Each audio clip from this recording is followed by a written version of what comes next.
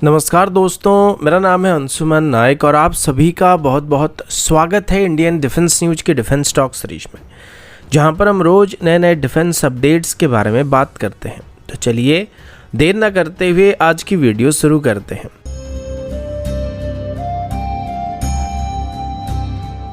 आज की पहली अपडेट Su-30 MKI एयरक्राफ्ट की तरफ से है। लगभग 2 महीने पहले इंडियन एयरफोर्स की तरफ से अपनी एयरक्राफ्ट के लिए नए मिसाइल लॉन्चर्स को एक्वायर करने के लिए कहा गया था, जिनको खास करके अस्त्र मार्क 2 और मार्क 3 जैसे VVR मिसाइल को सुखोई में इंटीग्रेट करने के लिए इस्तेमाल किया जाने वाला था। अभी पता चला कि इंडियन एयरफोर्स की तरफ से अपनी सुखोई के लिए अभी एक ही कॉमन टाइप की लॉन्चर को डेवलप करने का फैसला किया गया है, जिनको हर तरीके के वेपन को फायर करने के लिए इस्तेमाल किया जा सकेगा।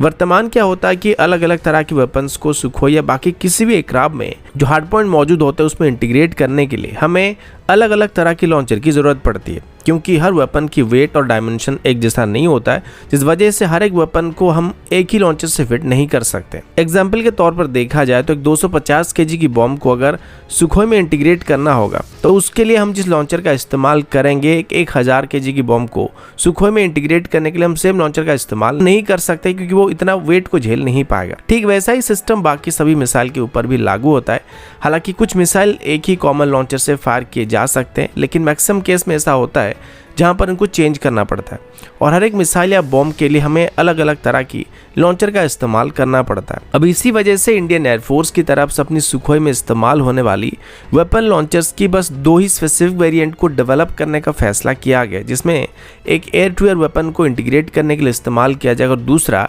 एयर टू ग्राउंड वेपन को इंटीग्रेट करने के लिए इस्तेमाल किया जाएगा। यानी कि कुल मिलाकर 2 ही ऐसे लॉन्चर डेवलप किए जाएंगे जिनको सुखोई में इंटीग्रेट किया जाएगा और वही 2 लॉन्चर में हम किसी भी तरह की वेपन को इंटीग्रेट कर पाएंगे। आमतौर पर किसी भी एयर टू एयर मिसाइल के लिए कॉमन लॉन्चर को डेवलप करना या बनाना इतना मुश्किल नहीं होगा, क्योंकि आमतौर पर इनका वजन एक जैसा होता है या उतना फर्क नहीं होता है। लेकिन एक एयर टू सरफेस मिसाइल या बॉम्ब्स के लिए कॉमन लॉन्चर को डेवलप करना सबसे बड़ी मुश्किल की बात होने वाली है,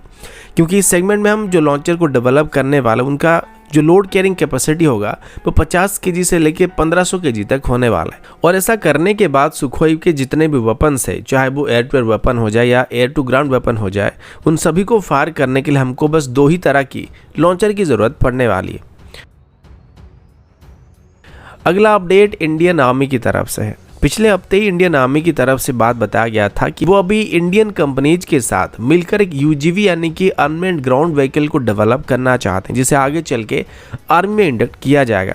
और इसे पूरी तरीके से इंडिजिनसली डेवलप करने की बात की गई थी। अब इसके लगभग 1 हफ्ते बाद ये खबर फैल रही है कि अभी DRDO की तरफ से भी इंडियन आर्मी को एक ऐसी UGV को डेवलप करने का ऑफर दिया गया था। इस ऑफर को इनिशियली DRDO की तरफ से 2022 में इंडियन आर्मी को दिया गया था, जिसमें DRDO की तरफ से अपनी अर्जुन MK-1A टैंक की एक अनमैन्ड वेरिएंट को आर्मी को ऑफर किया गया था।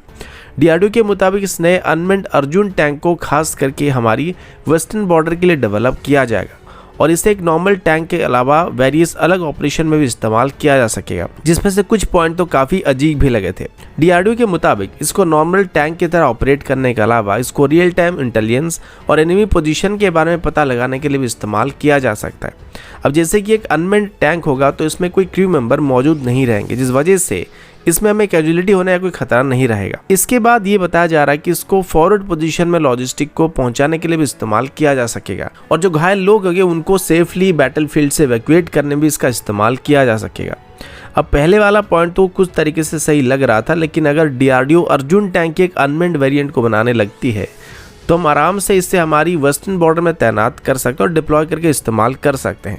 और एक नॉर्मल टैंक की तरह इसका इस्तेमाल किया जा सकता है। फ़र्क इतना होगा कि इसमें कोई कैजुअलिटी होने का खतरा नहीं रहेगा, लेकिन लॉजिस्टिक सप्लाई करना और मिडवे रोल में इसका इस्तेमाल करना मेरे हिसाब से काफ़ी ऊट पटांग लग रही है, क्योंकि टैंक के अंदर इतना जगह नहीं होता है कि वहाँ पर ढंग से 3 से 4 लोग बैठ सके। तो अगर हम एक बार को टैंक के ऊपर लॉजिस्टिक वगैरह बांध कर ले जा सके, लेकिन मेडिकल इवैक्यूएशन में इसका इस्तेमाल करना संभव नहीं होने वाला है और ऐसा करने के लिए टैंक की पूरी चेसिस से टरेट को ही हटाना पड़ेगा और आर्मर्ड व्हीकल की तरह इसको डिज़ाइन करना पड़ेगा। और अगर ऐसा हो सके तब जाके इसको एक अनमैन्ड ग्राउंड व्हीकल की तरह इस्तेमाल किया जा सकता है या फिर मेडवेक रोल में या लॉजिस्टिक सप्लाई करने के लिए इसका इस्तेमाल किया जा सके। लेकिन फिर भी ये जितना हैवी होगा, मेरे हिसाब से कोई भी इतनी हैवी अनमेन्ड ग्राउंड व्हीकल को ऑपरेट करना नहीं चाहेगा। फिलहाल अभी तक आर्मी की तरफ से इस प्रपोजल को लेके अप्रूवल नहीं दिया जा रहा, लेकिन अगर आर्मी इसको अप्रूव करती है तो आगे चल के इसको डेवलप किया जा सकता है।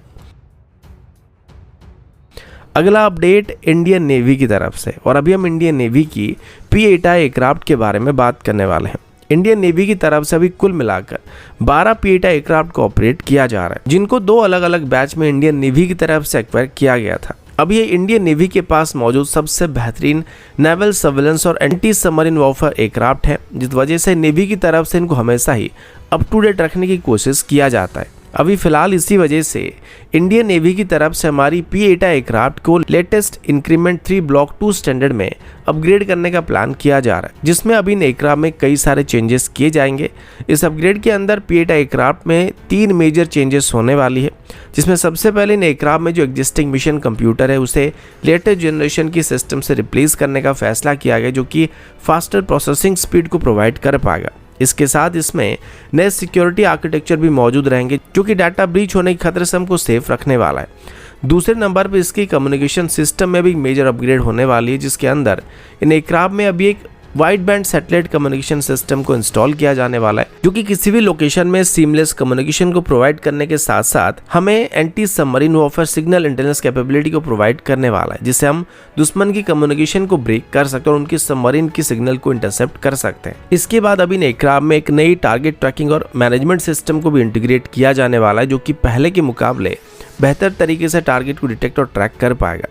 अब ये सभी चीज़ें एयरक्राफ्ट की सॉफ्टवेयर और एवियोनिक्स से रिलेटेड चेंजेस होने वाले, लेकिन इसके अलावा एक और मेजर चेंज को भी एयरक्राफ्ट में करने का फैसला किया गया है, जो कि एयरक्राफ्ट की मेन बॉडी में होने वाली है, जिससे इसकी एयरफ्रेम अब पहले के मुकाबले मजबूत होने के साथ साथ इनकी सर्विस लाइफ भी काफ़ी हद तक इंक्रीज होने वाला है। फिलहाल अभी नेवी की तरफ से इस अपग्रेड को करने के लिए रिक्वेस्ट किया जा रहा है, लेकिन अगर इसके लिए गवर्नमेंट की तरफ से अप्रूवल मिलता है तो आगे चल के बड़ी खबर होने वाली है। तो दोस्तों अभी के लिए इतना ही, मिलता हूँ आपसे अगले वीडियो में, तब तक के लिए जय हिंद, वंदे मातरम।